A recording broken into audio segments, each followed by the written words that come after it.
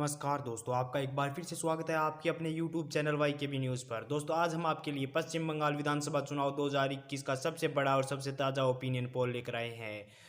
क्या आपकी बार भारतीय जनता पार्टी अपना कमल खिलाने में कामयाब हो पाएगी या फिर टीएमसी पार्टी कर पाएगी खेला? क्या कुछ आंकड़े निकल कर आ रहे हैं दोस्तों, आपको पूरे विस्तार से बताएंगे, तो वीडियो को लास्ट तक जरूर देखना। दोस्तों वीडियो में आगे बढ़ने से पहले हमें सर्वे करने में काफ़ी मेहनत करनी पड़ती है, इसलिए वीडियो को एक प्यार भरा लाइक करके चैनल को सब्सक्राइब जरूर कर दे। दोस्तों इस वीडियो में हम आपको जिला वाइज बताएंगे कि कहाँ से किस पार्टी को बढ़त मिलती हुई दिखाई दे रही है। दोस्तों आप भी हमें कमेंट कर अपनी राय जरूर दें कि आपके अनुसार अब की बार पश्चिम बंगाल में किस पार्टी की सरकार बनने वाली है तथा किसके खाते में कितनी सीटें जाती हुई दिखाई दे रही है। दोस्तों सबसे पहले बात करते हैं अलीपुरद्वार की। अलीपुरद्वार में विधानसभा की कुल 5 सीटें हैं। यहाँ से एनडीए के खाते में 2, टीएमसी के खाते में 2 तथा 1 सीट कम्युनिस्ट पार्टी के खाते में जाती हुई दिखाई दे रही है। वहीं पर कलिम्पोंग की बात करें तो कलिम्पोंग में विधानसभा की कुल 1 सीट है। यह 1 सीट भारतीय जनता पार्टी के खाते में जाती हुई दिखाई दे रही है। दोस्तों अब तक हमने पश्चिम बंगाल की 6 विधानसभा सीटों की बात की, जिसमें से एनडीए के खाते में 3, टीएमसी के खाते में 2, सीपीआईएम के खाते में 1 सीट जाती हुई दिखाई दे रही है। वहीं पर दोस्तों अगले जिले झाड़ग्राम की बात करें तो झाड़ग्राम में विधानसभा की कुल 4 सीटें हैं। इन चारों ही सीटों पर भारतीय जनता पार्टी अर्थात एनडीए कब्जा करती हुई दिखाई दे रही है। वहीं पर दक्षिण दिनाजपुर की बात करें तो दक्षिण दिनाजपुर में विधानसभा की कुल 6 सीटें हैं, जिसमें से टीएमसी के खाते में 4, बीजेपी के खाते में 2 सीट जाती हुई दिखाई दे रही है। दोस्तों अब तक हमने पश्चिम बंगाल की 16 विधानसभा सीटों की बात की, जिसमें से एनडीए के खाते में 11, टीएमसी के खाते में 4 तथा 1 सीट सीपीआईएम के खाते में जाती हुई दिखाई दे रही है। वहीं पर दोस्तों पश्चिमी वर्धमान की बात करें तो यहाँ पर विधानसभा की कुल 9 सीटें हैं, जिसमें से बीजेपी के खाते में 7, टीएमसी के खाते में 2 सीटें जाती हुई दिखाई दे रही है।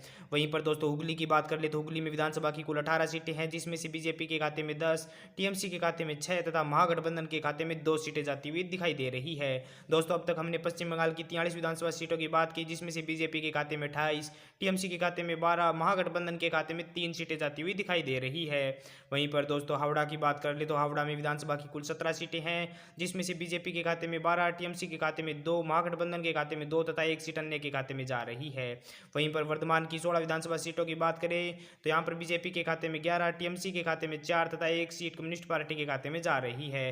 दोस्तों अब तक हमने पश्चिम बंगाल की 76 विधानसभा सीटों की बात की, जिसमें से बीजेपी के खाते में 51, टीएमसी के खाते में 18, कम्युनिस्ट पार्टी तथा कांग्रेस के खाते में 6 सीटें जाती हुई दिखाई दे रही है।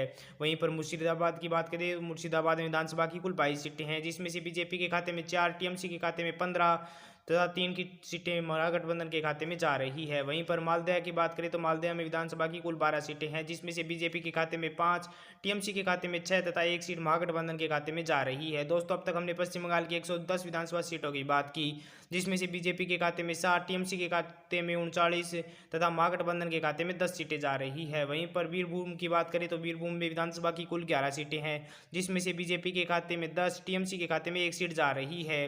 वहीं पर दोस्तों बांकुड़ा की बात करें तो बांकुड़ा में विधानसभा की कुल 13 सीटें हैं, जिसमें से एनडीए के खाते में 9, टीएमसी के खाते में 2, सीपीआईएम के खाते में 1, कांग्रेस के खाते में 1 सीट जा रही है। दोस्तों अब तक हमने पश्चिम बंगाल की 134 विधानसभा सीटों की बात की, जिसमें से बीजेपी के खाते में 69, टीएमसी के खाते में 42, महागठबंधन के खाते में 12 तथा 1 सीट अन्य के खाते में जा रही है। वहीं पर दोस्तों पूर्वी मेदिनीपुर की 16 विधानसभा सीटों की बात करते हैं तो बीजेपी के खाते में 9, टीएमसी के खाते में 6, सीपीआईएम के खाते में 1 सीट जा रही है। वहीं पर दोस्तों अब तक हमने 150 विधानसभा सीटों की बात की, जिसमें से एनडीए के खाते में 88, टीएमसी के खाते में 48, सीपीआईएम के खाते में 9, कांग्रेस के खाते में 4 सीटें जा रही है। वहीं पर पुरुलिया की 9 विधानसभा सीटों की बात करें तो बीजेपी के खाते में 2, टीएमसी के खाते में 7 सीटें जाती हुई दिखाई दे रही है।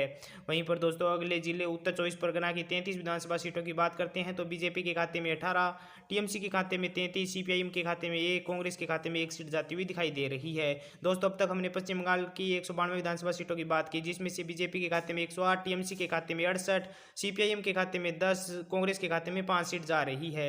वहीं पर दोस्तों पश्चिमी मेदिनीपुर की बात करें तो यहाँ पर विधानसभा की 15 सीटें हैं, जिसमें से 10 सीट बीजेपी के खाते में तथा 5 सीट टीएमसी के खाते में जा रही है।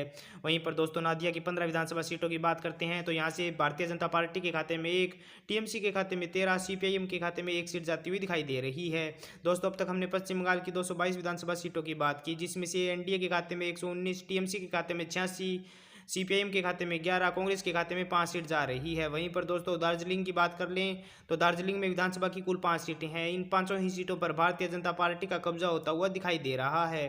वहीं पर दोस्तों जलपाईगुड़ी की 8 विधानसभा सीटों की बात करते हैं तो ये सभी की सभी 8 सीटें भारतीय जनता पार्टी के खाते में जाती हुई दिखाई दे रही है। दोस्तों अब तक हमने पश्चिम बंगाल की 235 विधानसभा सीटों की बात की, जिसमें से बीजेपी के खाते में 132, टीएमसी के खाते में 86, सीपीआईएम के खाते में 11, कांग्रेस के खाते में 5 तथा एक सीट अन्य के खाते में जा रही है। वहीं पर दोस्तों कोलकाता की 11 विधानसभा सीटों की बात करते हैं तो बीजेपी के खाते में 5, टीएमसी के खाते में 4, सीपीआईएम के खाते में 1, कांग्रेस के खाते में 1 सीट जाती हुई दिखाई दे रही है। वहीं पर कूच बिहार की बात कर ले तो कूच बिहार में विधानसभा की कुल 8 सीटें हैं। ये 8 की 8 सीट भारतीय जनता पार्टी के खाते में जाती हुई दिखाई दे रही है। दोस्तों अब तक हमने पश्चिम बंगाल की 254 विधानसभा सीटों की बात की, जिसमें से बीजेपी के खाते में 145, टीएमसी के खाते में 90, सीपीआईएम के खाते में 12, कांग्रेस के खाते में 6 तथा एक सीट अन्य के खाते में जा रही है।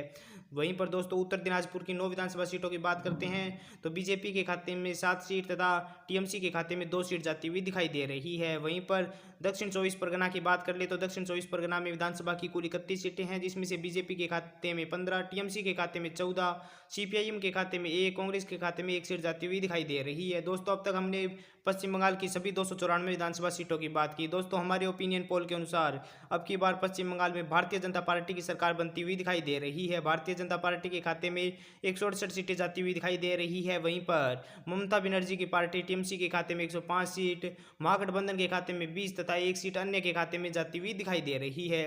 दोस्तों आप भी हमें कमेंट कर अपनी राय जरूर दें कि अब की बार पश्चिम बंगाल में किस पार्टी की सरकार बनने वाली है तथा किस पार्टी के खाते में कितनी सीटें जाती हुई दिखाई दे रही है। दोस्तों अगर आपको हमारा ये वीडियो अच्छा लगा है तो वीडियो को लाइक करके चैनल को सब्सक्राइब जरूर कर दें।